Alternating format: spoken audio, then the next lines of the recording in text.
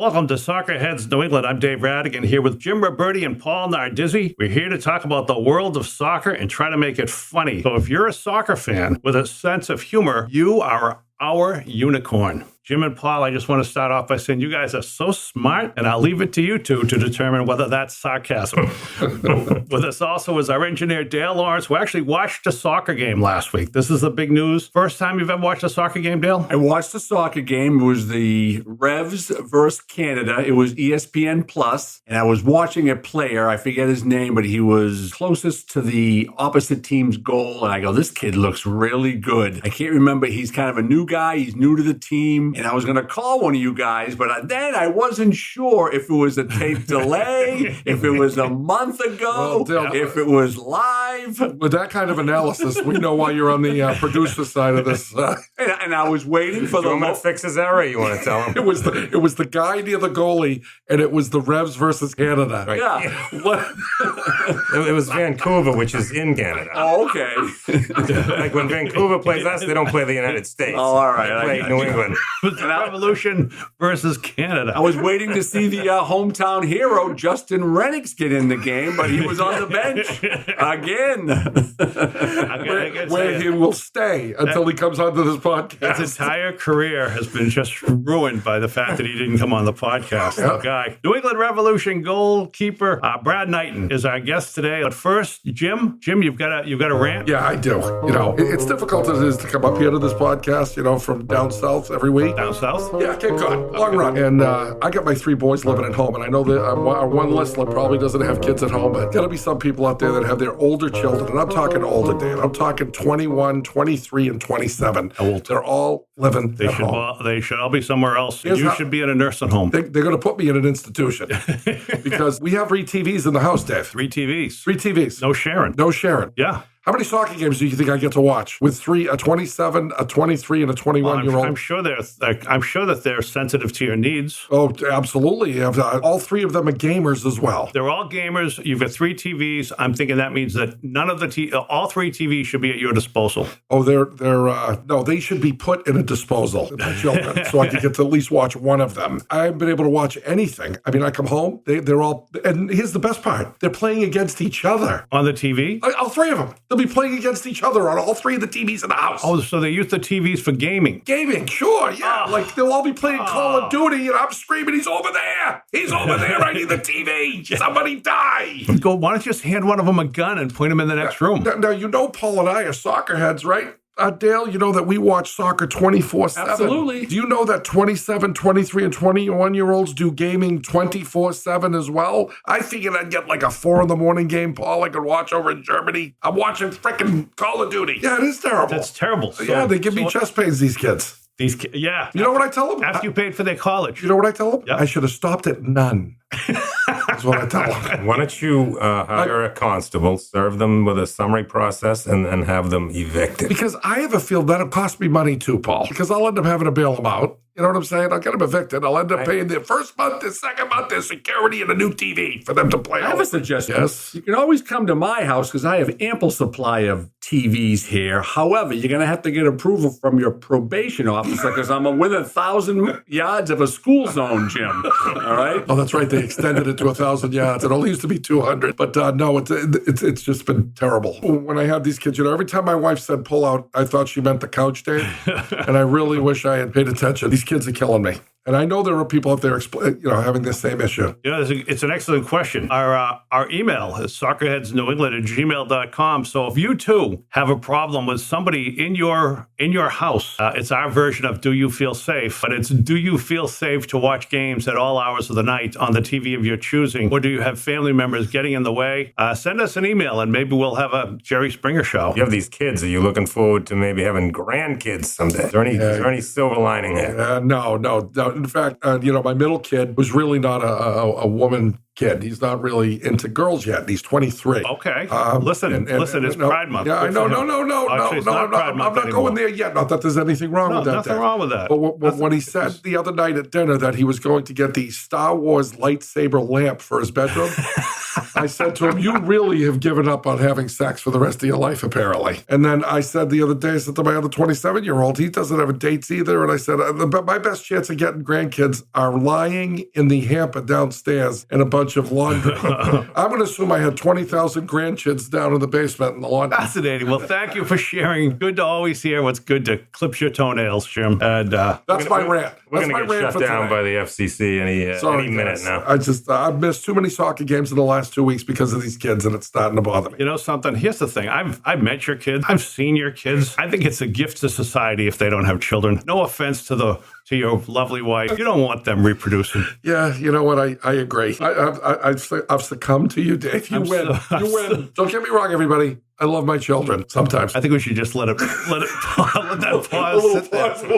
pause sit there for like 20 seconds. That wasn't very believable at all. That's my rant for today, guys. I'm sorry. Would you like to say that again about loving your kids and we can edit it in afterwards? I love my kids, Dale. 3 more times. A little bit more believable, Jim. I love my kids. I love my kids. I love my kids. We don't believe you. All right. Anyway, so like I said, we've got Brad Knighton coming up in a minute, but right now some business stuff. If you're in Cape Cod Saturday, July 2, catch Jim Ruberti and Christine Hurley at the Hatuit Center for the Arts. And in Manchester, New Hampshire, Dave Rattigan headlines at Murphy's Tap Room this week. Paul, you got a gig this weekend? I do not. All right. This won't even be released until after July 2, so just as well, but it'll probably be released before. I was off last weekend. Did I say it like that? How about next weekend? Next weekend, I'm working in the same facility you just mentioned. Hatuit Center for the Arts. Center for the Arts. But we have a bigger show on the We don't have a 7th. bigger. We don't have a bigger show. We've got 10 tickets to sell. Plymouth, Massachusetts, the Pilgrim Bell, which is a boat, and Thursday, July 7th, you can catch all 3 of us. The boat leaves at around 7 o'clock. We enjoy the nice sunset cruise around Plymouth Harbor and comedy with Paul Nardizzi, Jim Ruberti, and me, Dave Rattigan, as we head back in. There aren't many tickets left, so we're not that worried about that one. So come and go to Captain John Boats and buy yours. On the subject of comedy shows, we do comedy fundraisers, including a variation called Soccerheads Comedy Night that is very focused on comedy about soccer. You can contact me, Dave, at scampscomedy.com or Jim at soccerheadsnewengland@gmail.com. Tell him all your problems. He appreciates it. And Dave, just so you know, we just did a fundraiser using the same formula Yes. we would use Yep. for a soccer fundraiser. How much did we raise? Paul, we raised over $4,500 in an hour and a half. Yep. And I'll tell you, they used to do golf tournament. They raised more than they did in a golf tournament. And they said it was 1/10 the effort to raise this money. They were thrilled and would be doing it over and over again. And the only reason this works, Dave, is because how many years have we been doing fundraising? 25. A long time. So we know what works, we know what doesn't work, and that formula worked to a T on this last show. So if anybody wants to do a soccer fundraiser, we have the formula to maximize your money. And the key is you don't spend money to make money. Yes. We can explain that to you if you hire us. Paul, did you want to add anything to that? Dale's looking like he might want to hire us over there. Dale, you think you might want to hire us? I was thinking my wife just got pinched. She's in jail. She got about $10,000 cash bail to get her out. You guys know her. Think you can get a fundraiser for her? We'd be more than happy to do a fundraiser for her. Who's on the ticket committee? What's that? Who's on your ticket committee to sell the tickets? You 3. That sounds more like a spend money to make money one, but we'll do that. All right, we have 2 sponsors. First, Monster Soccer, run by Bryce Nardizzi, who had an excellent soccer career in his own right. It was founded by Paul Nardizzi, who's sitting to my right, and Paul trained his sons. Bryce has taken the best, most innovative techniques and adopted those and not the techniques favored by his dad, many of which have been outlawed by the Geneva Convention. If you want to train for success, call Bryce Nardizzi at Monster Soccer at 508-308-4109. And finally, Soccerheads New England is sponsored by financial advisor Rick Spencer, 978-857-7573. Rick is also my financial advisor. And because of this, I can tell you, boys, that on Thursday, July 7th, after we take that cruise around Plymouth Harbor and tell the joke, I'm considering buying Plymouth Rock. That was a delayed laugh. That was a delayed laugh because I'm just thinking what would happen to this country if they had no Plymouth Rock, or what happened to the history of this country. I should have Plymouth Rock. I should own that thing. You remember who was at Plymouth Rock when the Pilgrims landed, right there? I know who was there. Elizabeth Warren's great-great-grandmother was there. Are you going to be telling that joke on the cruise? I'm telling that forever. It doesn't go old in my book. It's interesting because you've told it forever, and you're going to continue to tell it forever until she's gone. All right, at 4 o'clock we got Brad Knighton. Brad Knighton is on the line, and goalkeeper in the MLS for 15 years, 12 for the Revolution. Is that right, Brad? Did I get that That's right. That's the only thing I'm going to get right the entire interview. And I'll start off with some questions. There'll be great questions, and then Paul will ask you some dumb ones, and then Jim will interject a couple of even stupider ones because they want to talk about the game. I want to talk about important things. You've been here for 12 years. Summer in New England. I know if I ask you, you're going to say the best thing is going to be the Revolution game. So we'll just skip that part. Besides the Revolution games, the best part of living in New England in summer, is it getting eaten alive by a shark if you go into the ocean, or is it monkeypox? It's improving my golf game. How about that? Oh, I'll accept that. Let me give you a follow-up. In the Revolution, who do you think is the most likely to come down with monkeypox? Henry Kessler. Oh, that's great. That's good. It leads perfectly to my next question, which is you came from North Carolina. You come into Major League Soccer. I got to assume that the toughest adjustment is learning all these crazy names that these soccer players have. Carlos Gil, as an example. Petrovic, nobody knows his first name. Do you know how to pronounce his first name, Petrovic? I do, yeah. You do not. You do not. You do not. That's such a lie. You probably call him like Petro or something, right? His name is Georgie. Oh, George. That's an Americanized Georgie, isn't it? No, that's it. That's how you pronounce it? He's got 6 consonants, 2 vowels, and it's pronounced Georgie. That's so funny. He does have a lot of. He's got a lot of consonants. I think that's that. I don't even know where that's. Where's he from? He's from Serbia. Serbia. That's what I was going to say. A lot of the Eastern Europeans have a lot of consonants, accent marks above the letters. They could make it easy on us. You know what they used to do with Latin players when they would come and they would play baseball is they would Americanize all the names. Rafael Belliard, a shortstop that played years ago for the Atlanta Braves, they called him Ralphie, and it was just a lot simpler. And I'm going to tell you what it was culturally insensitive, probably. Dave, I'm going to tell you when Brad knows how to pronounce his name. When he subs in for him, or he starts over him. That's when you want to know his name. Yeah. You're out. Well, they just Petro, you're out. You don't actually need. You just need his number. Okay. Well, I know that. So you just call him by the number? Just call him by That's very corporate. That's very corporate. Yeah, we're all just a number here. We're just a pawn on a chessboard as well. I got one more question before we're going to get into goalie questions, and Paul's got a one that's going to follow us up. But as a goalkeeper, I assume, and you're number 2 in the depth chart. So as the backup keeper, am I correct to say that you mostly sit on the sidelines and root quietly and silently against whoever's playing goal in the game? No, you wish that on nobody. Obviously, our goal is to win games, but yeah, you have a Matt Turner moment every now and then. That's for sure. So we're not gonna have a Tanya Harding, Nancy Kerrigan moment with you. No, it's just no. I mean, it's unfortunate that we can only wear regular molded cleats on our turf. Did you? I don't know if you heard this, but this actually there was a Tanya Harding thing that happened in France with women's soccer. There was a women's soccer player who was. I think the charge was that some I don't know thugs grabbed 2 of the players, a player and her backup, and they beat up both of them. But they kind of pretended to beat up one, and they went for the legs of the other one. I did hear this. Yeah. Yeah. Did you think to yourself, "Oh, what a good idea"? Yeah, and I think she got found out about. I know. I was like, oh, okay. Yeah, that worked out well.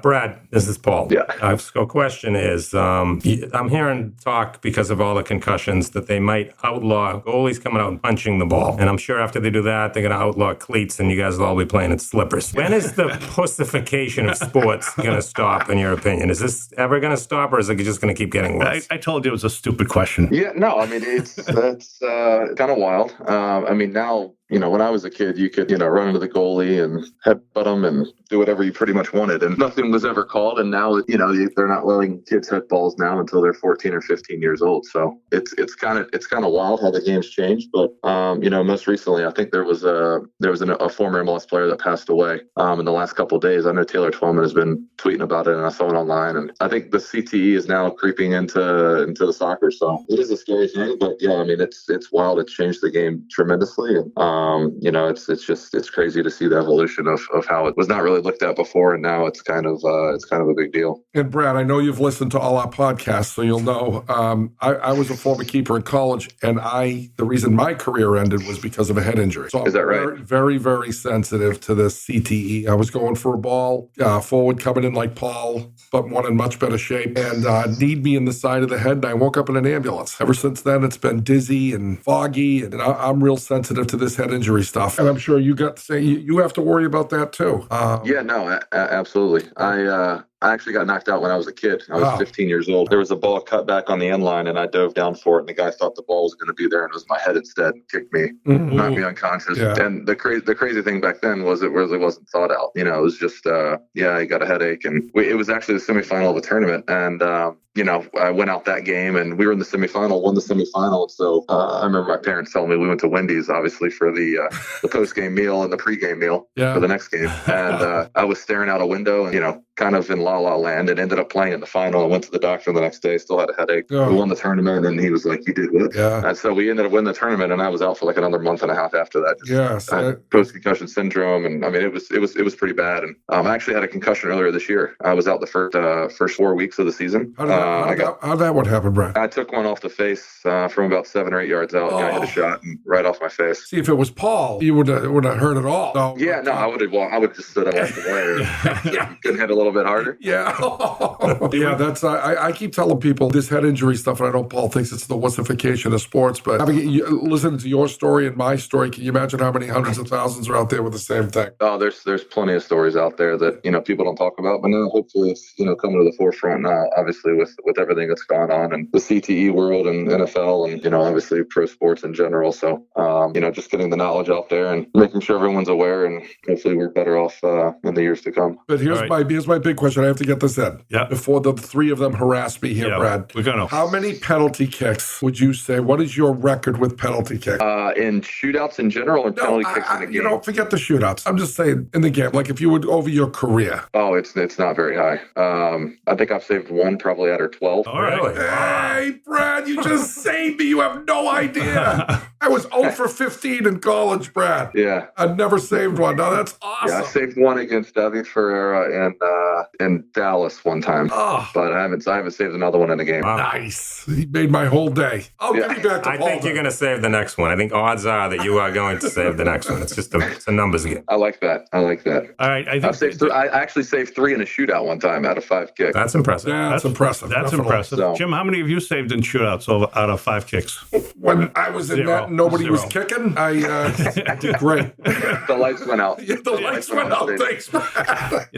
This. Hold on, but our engineer Dale is right here, and he's a boxing guy, and I think he's got a question for us. Hey, Brad, Dale Lawrence here. I got a question for you. You and Jim were talking about head injuries, and I started boxing when I was 13. I had over 35 amateur fights. I've probably been hit 1,000 times, and I feel great. No headaches, no nothing. How do you explain that, Jim? Brad, it takes him an hour and a half to watch 60 Minutes. So he can say he can't answer $100 Jeopardy question. So let's not even think that it's even the same. I just had to get that out there. Yeah. No. Yeah, I was. Well, he said amateur, right? So obviously he was going against young kids. Oh, there you go. He landed the last shot, and that was a good one. I'm going to leave it at that. That was a good one, Brad. I like that. Paul, you got one? Yeah, Brad. You played. So my son played for Haney as well at UNCW. So you played for him. He's a goalie, and then you played for Riedel, and you played for Arena. That's a lot of goalies. So I'm wondering, are we going to see you on a sideline someday coaching the team? I think that's the plan. Yeah. Really? Right. To be honest, yeah. I've got my coaching license. I've been doing some stuff with our academy recently in the last year. And it's definitely something I have a passion for. I actually write down every session that we do every day in training, the field players and the goalkeeping stuff, and keep a log and got videos and stuff. So yeah, it's definitely something I want to get into playing. I think goalies make good coaches because you see the whole field when you play. Forwards tend to have their back to different things, but you're watching the whole game as you play the game. Yeah, we definitely see it from a different perspective. We get to kind of move guys around and see it from a full field standpoint, like you said, versus a forward that's kind of like a number 9 that pretty much is all about scoring goals and doesn't really worry about the build-up as long as he's getting his goals. So you don't find a lot of forward coaches, I don't think. Who do you think will make a better coach, you or Shalrie Joseph? Me. How about Arena? We'll see. Give me another 30 years. Right. Hey, just so you know, I was listening to Arena. Did you hear him on 98.5 on the radio today? Today? No, I was probably in the gym. He mentioned every goalie in the entire MLS except for you today. I'm just telling you. Yeah. He's talking about these young kids. That sounds about right. He's talking about these young kids coming up. So if you're considering a Nancy Kerrigan, Paul's available if you want to take out Petro. But we had Diego on. We had Diego Fagundes on in our last Recently? podcast. Yeah, last one. Oh, Yeah, you Diego have? and I are good buddies. Oh, you are? Oh, that's great. Oh, yeah. Yeah, who was he ripping? Who was he ripping on that podcast? He's an Friedel. awesome. He was ripping Friedel. Oh, he was ripping Friedel, Brad. Oh, yeah. You have to That's- listen to the that's a shocker. podcast. Oh, it was That's a great. shocker. They were like best friends. I don't know what happened. Hey, you got to play with Landon Donovan, and he was one of my favorites. How was he as a person? How was he? Did you get along with him? Yeah, he's actually he's a very type A personality. But no, really good guy. Willing to help anybody. Unbelievable soccer player. He's scored on me quite a few times. And the stories you hear or the good stuff is definitely true. Really good guy. Most of these guys, well, let me ask you this. In my experience dealing with professional athletes, I've always found them to be incredibly competitive in all things. Is that what your experience as well? Absolutely. Because when you say, well, this guy's a type A, isn't everybody in pro sports a type A? No, you'd be shocked. Really? I mean, I think that everybody has their triggers and what gets them going and stuff, but there's some that are on a different level that I would say. Some get there and coast, think they've made it and just coast. Yeah. Others are looking for more, and those are the ones you want to put yourself around. Does every pro athlete think that they're doing everything they can to win? No, They don't think that. Okay. I don't think so. All right. I've been around several that think they're entitled to things because they've done things in the past, and that's not it. What can you do for me tomorrow? Right. Well, I know I know the preparation and there's that willingness of some people to do it, but it's also kind of almost that knowledge that you've got to do the work and all that. And I just wonder if there are guys who just their thinking falls short. Yeah, I mean, soccer's different, I think, in a way than some other pro sports, especially in our league. In our league, there's no promotion relegation, right? So whether you make the playoffs or don't make the playoffs, and you're nothing really held accountable like the other leagues in Europe. It'd be nice to see MLS switch to a pro rel, but it's not really. I don't see it happening because of the ownership and the way the league is structured with the single entity and all that. So guys are on 2-3 year guaranteed contract. You're going to get what you're going to get, and they're going to get their money, and there's nothing that's going to change. So, Brad, I did a study on goalies. This isn't my question, but I'm just throwing this out. What a nerd that I am. I Brad, studied you're gonna love this. Yeah, 400 games, Brad. This is true, Okay. Brad. To see if teams that pass back to the goalie win more than the other teams, and in fact they do. These guys ragging me all that was my study. But this is, Really? Oh yeah, Yep. that you do. You win more because you're playing with 11 people versus 10. I just want to explain this, Brad. The reason we were ragging on him is because his original study was 399 games. Yeah, I came one short of 400. I stopped. What kind of an idiot would stop at 399 when he's that close to 4? And and he did do the study. We've seen it. So And I actually completed it because they gave me a hard time. Well, how was the study? How close were the statistics? Because if that one's going to trigger it to kick it over, that's why he did 399. Well, the 400th, just to shut them up, was the New York playoff game, which was a disaster. And New York outpassed us to the goalie by a ton. And part of my theory is the goalie's more warmed up. And what happened in the shootout, he was more warmed up, and he saved more, and they won. But anyways, here's my question, Brad. When I go to the games, I watch everything. I'm a loser, okay? So I watch you, whether you're playing that night or not, in warm-ups, your chips, everything else. You have way better feet than Turner and way better feet than Petrovic. So my theory was coming in, and you already told me you just scored a goal in high school. You were actually a good player for a while, then you switched to goalie. Is that correct guess? I actually was. Yeah, I played forward until I got put in goal when I was 13. Thank you. You know what, See, I'm gonna guys? tell you- Wait, that was 13. That's old. Isn't that old, Brad, to switch to a goalie? These guys are playing at 6 years old. Turner didn't start playing goalie till he was 16. Him too, but I'm saying a lot of these guys in clubs, they're playing at 6, 7 years old. They're the goalie. Oh, yeah. See, but a lot of you don't get this. What See, don't this I is where get? you forwards don't get this. He played forward, and somebody said, "Holy shit, this kid's talented. We need to put him in goal." He's a good athlete. That's where this works. He's a good athlete. We'll Why put him in didn't you goal. object, though, Brad, if you were a good forward? Why did you want to go in net? Well, I used to catch in baseball as well. That's what so I something did. with balls flying at my face. Really? Right, Brad, it's exactly what I did. Same exact deal. We just- want to be in the game all the time. Yeah, Responsibility I on used to us. play in the outfield. I played second base. I played short, but Let me give you my this is my breakdown of goalies, catchers, and goalkeepers in soccer. You've got to be the smartest player in the field, and you've got to be stupid enough to play goalie, goalkeeper, and catcher. absolutely. But Brad, wouldn't you agree it's in us to want to win, be part of the win, have the responsibility, be in the game the whole time, have the responsibility on our shoulders, win or lose? Just say, you don't want to run, do you, Brad? Well, that was I actually enjoy Don't running. like running. I actually love running. Yeah. Wow. I'm probably one of the fittest guys on our team, if you can believe that. 37 years old. But no, I enjoy being around it. But yeah, I mean, I was the leading scorer on all my teams growing up, and our goalie got hurt in the last game of a tournament, and our coach kind of threw me in. He was like, "Who wants to play in goal?" And I was like, "All right, I'll try it out." And so we ended up winning the tournament. Season ended, and we went to tryouts the next year. And I went out as a field player. And the guy came over to me and was like, "Hey, were you in goal for the last tournament?" I was like, "Yeah." He's like, "Yeah, you're going to be my goalie moving forward." Wow. And I'm like, "Oh, okay." And then I kind of got stuck back there, and obviously it worked out. Do you send him presents every year? Do you remind? I mean, he's the man who.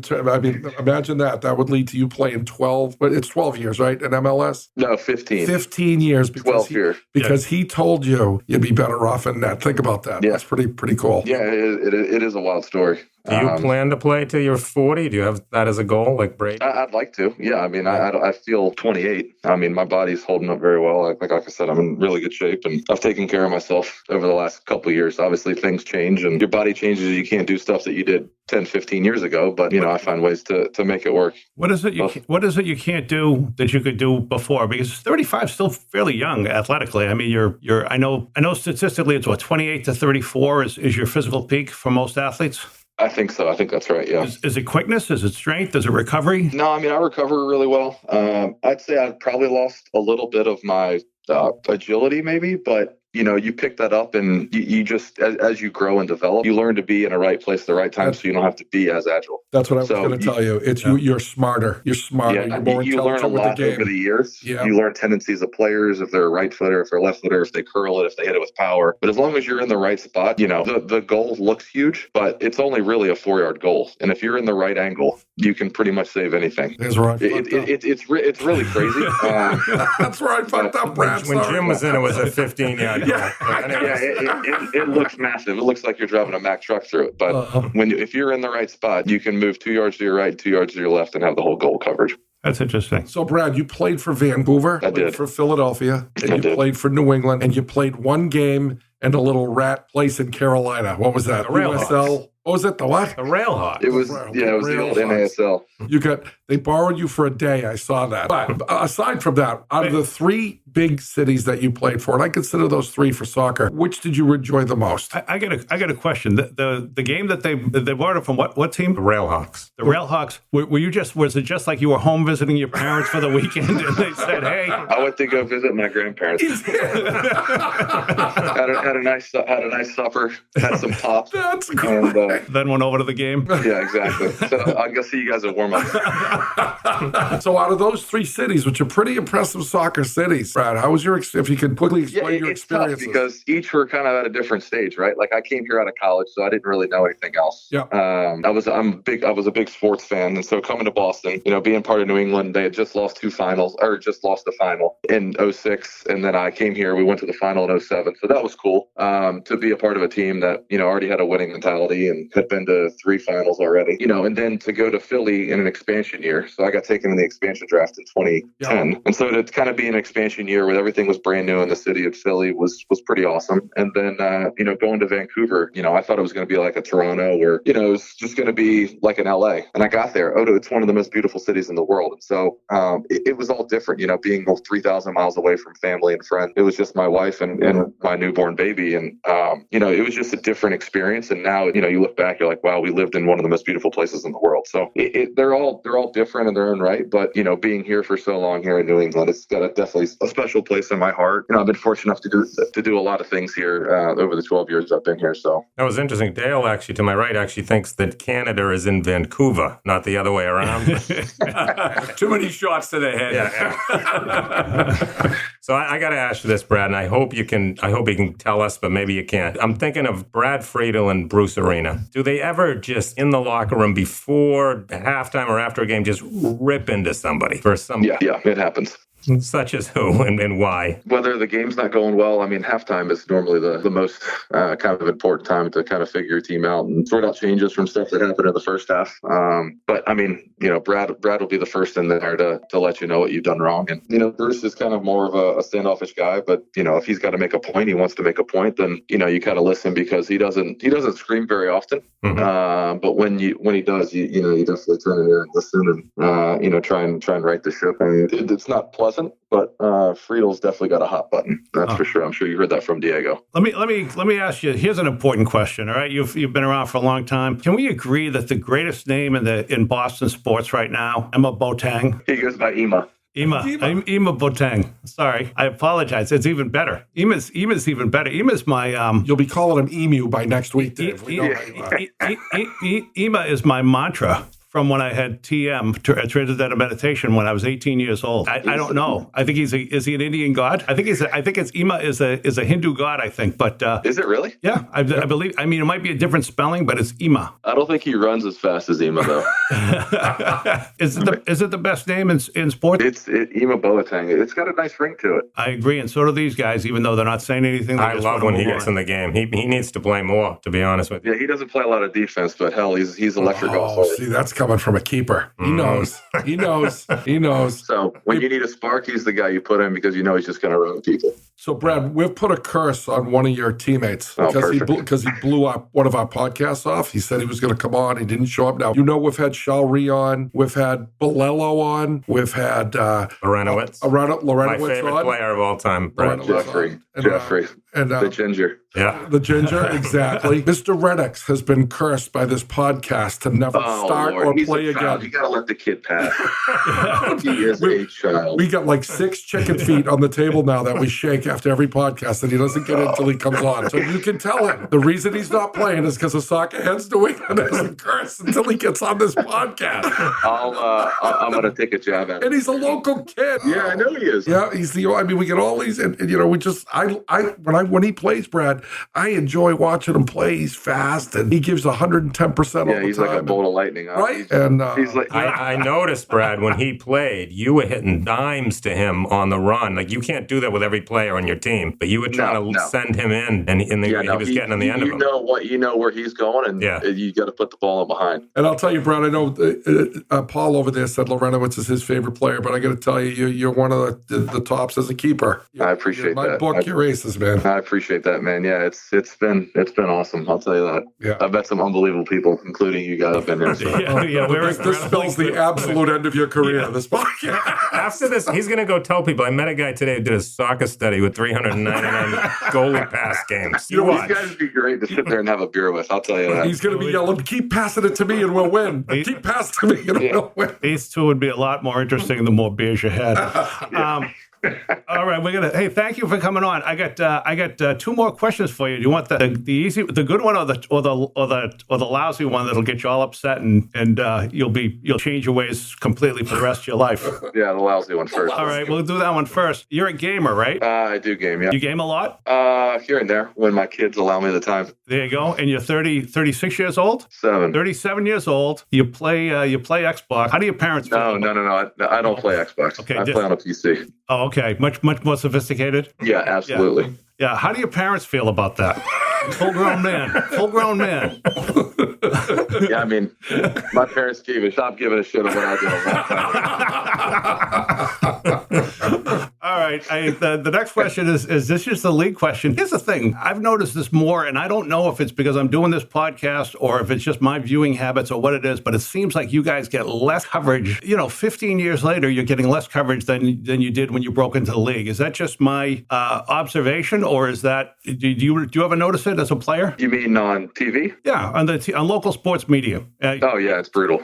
Yeah, and why is it compared to other markets below the radar? Yeah. They always talk about the big four, and it's like, oh, we're just hanging out here on the side. I know. It drives Paul and I crazy, Brad. Yeah, it's wild. But if you look at it, we're the Buffalo Bills of the MLS. We've lost 5 championships. Yeah, but you get to 5 championships. That's not a bad thing. Yeah, exactly right. But all this town cares about banners, right, and parades. What have you done for me lately? And it's crazy. The generation nowadays, these kids they're raising trophies every every other year. And, it's crazy to see how many parades are in Boston. So it's unfortunate, but, since we actually switched to WBZ a couple of years ago, and their coverage has actually been a lot better. It's tough because, a lot of the games are on ESPN Plus, and, they're streamed. Actually, they're all on local TV now, right? Which is before you used to have NBC Sports Boston, which I don't know if it was an added package or whatnot. So a lot of the games are now, more viable and more able to watch. And I think it's been better. They've been doing a lot more marketing, I think, in the city with, putting up signs and stuff for the bus stops and all that stuff and the train station. Like, we never had that before. So bits and pieces here and there, but no, it's nowhere near where it should be with the other four sports. And you're drawing 20,000 a game. I think home games. Oh yeah. Yeah. I mean, our first 6 or 8 games, I think we had 25 a game. Yeah. And yet, which is impressive. Yeah, that's the big Brad, I was doing a benefit show to Kraft was trying to get the people in Southie to give them the money to build the stadium. This was years ago. Yeah. This was for I forget what it was. I got up to do my set and I said, why don't you just tell these people that you want to build a 50,000 seat Irish bar and then they'll give you the money. And I can tell you he did not find it funny. Yeah. I'm sure he walked the other way. Yeah. It's funny because everyone who talks about soccer talks about, well, once we get our own, if we build our own stadium, if we move the stadium, my personal preference is I like the fact that you can drive up on a nice day. There's always a seat. You can bring your family. It's relatively affordable compared to the Bruins or the Red Sox or anybody else. But I get it too. It's an interesting mystery how many people seem to be pushing back against soccer. Anyway, I think that's our last question. I know I said one more question and then we asked like 17. Yeah, it's okay. I apologize. I'll just charge you guys overtime. Excellent. Thank you. Nabil to Renix. Yeah.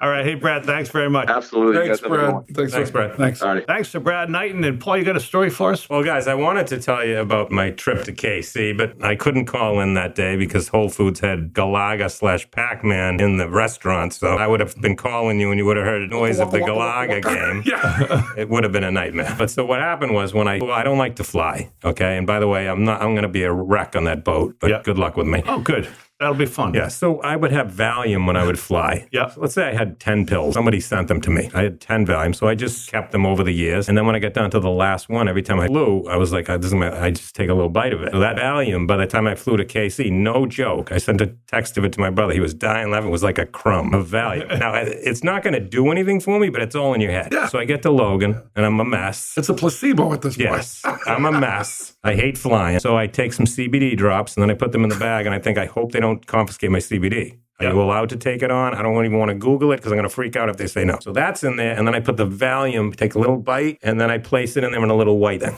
The bags are coming through. If everything goes smoothly, I'm okay. But if things go wrong, it's going to be so sure enough, they take one bag off. It's some clown trying to bring nunchucks on the plane. Yeah. Really? Nunchucks? So then they Sorry about that, Paul. I just brought him along for entertainment purposes. Then they take my bag off. Yep. My son goes through nice and easy in my bag. What are they doing? I'm thinking it's the CBD. Maybe they found the drugs. Can you bring drugs on the plane? I don't know. So the guy takes my bag. After Nunchuck head moves on, I move up and he says, I said, sorry, what did I do wrong? He says, you have a tablet in here. Now, he means an iPad, but I think he means the tablet. So picture this guy. Picture this guy saying, do you have an iPad in here? Me saying, well, sometimes I lick it because I need when I get on the plane, a little bite to the, and he's looking at me and he goes, an iPad? And I was like, oh yeah, there's an iPad. And then, well, the iPad's all cracked too. So he probably believed that I was actually biting the corners of my iPad. Well, one job Paul will never have is a drug mule for El Chapo in Mexico. No, he's definitely, he'd be the person, I got to tell you this. If you were a drug kingpin, would you even want him to be a drug mule? No way. It'd be terrible. No It'd way. be like, He'd give up all the drugs, the hideout, everything. Yeah, he'd be talking to the TSA. He'd be like, don't look in my cavities. Paul, you don't drink, right? I drink. You drink. Yeah. I'm telling you, one Tanqueray, I told you this, one Tanqueray and tonic, one vodka tonic is equal to a Valium. Next time, just go to the bar. Okay. We'll do that before the boat. We'll go over. Oh, I was kidding about that. I'm fine on the boat. I'm just kidding. You know why I laughed? Because you said that? Because person next to us doesn't like the boat. Yeah. Has to wear all the wristbands and these Dramamine because he'll be puking over the But side. does the boat stop? No, but it No. we go out. No, we don't go rain or shine, but we some days the seas are a little choppier than others. And last year the seas were a little choppier, and I forgot to take my Dramamine, and it was very touch and go. Really? Right up. So you would be vomiting while you're performing and the crowd Hi, I'm Dave. instead of just the crowd. I'm Dave Ruhr. I'm Dave Ruhr. All right, let's wrap this up. Beautiful. All right, we have to thank our sponsors, and we just want to say, if anybody wants to come on the boat with us or whatever, it's Captain John's Boats if you want to get them on the boat ride. But if you just want to check up on where we're playing, skimpscomedy.com. We want to thank our sponsors. First, Monster Soccer, run by Bryce Nardizzi. If you want to be a better soccer player, give him a call, 508-308-4109. And Rick Spencer, financial advisor, 978-857-7573. Give Rick a call or go to one of his seminars, and you too can be like Jim Ruberti, who actually, I don't know if you knew this, Paul, but Jim had a mosquito issue in his yard in Cape Cod, and he hired a mosquito trainer to train all the mosquitoes to stay out of his yard. That was a lot of money. He's really a lot of money. He's got money to burn, that guy. Anyway, that's it from me. I'm Dave Rattigan with our engineer, Dale Lawrence, with Soccerheads, Jim Ruberti and Paul Nardizzi, and our special guest, Brad Knighton. Thanks for tuning in. Share us, like us, all that stuff. Have a great week, everybody.